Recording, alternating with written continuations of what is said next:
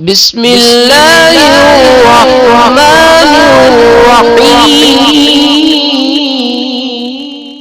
بسم اللہ الرحمن الرحیم۔ السلام علیکم ورحمۃ اللہ وبرکاتہ۔ بات کریں گے جمعرات کے ایک ایسے لاجواب اور باکمال وظیفہ کے حوالہ سے کہ جس وظیفہ کے کرنے سے آپ کی جو بھی پریشانی ہوئی انشاءاللہ العزیز وہ پریشانی ختم ہو جائے گی۔ جس بھی مقصد کے لیے کریں گے انشاءاللہ تعالی اللہ رب الجلال کے فضل و کرم سے آپ کو اپنے مقصد کے اندر کامیابی ملے گی اور جو بھی آپ کی پریشانی ہوگی وہ ختم ہو جائے گی۔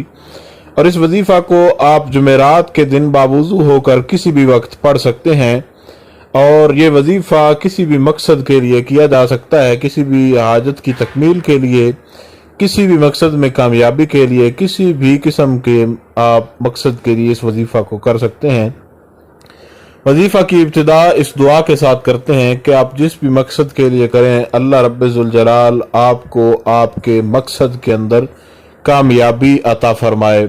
جمعرات کے دن آپ نے یہ کرنا ہے کہ باوضو ہو کر ان کلمات کو آپ نے 100 مرتبہ پڑھنا ہے اور اپنے مقصد کے لیے دعا کرنی ہے۔ یہ کلمات انتہائی آسان ہیں اور یہ تقریباً ہر ایک کو زبانی یاد ہوتے ہیں، اور وہ کلمات ہیں سبحان اللہ والحمد للہ ولا الہ الا اللہ واللہ اکبر، سبحان اللہ والحمد للہ ولا الہ الا اللہ واللہ اکبر۔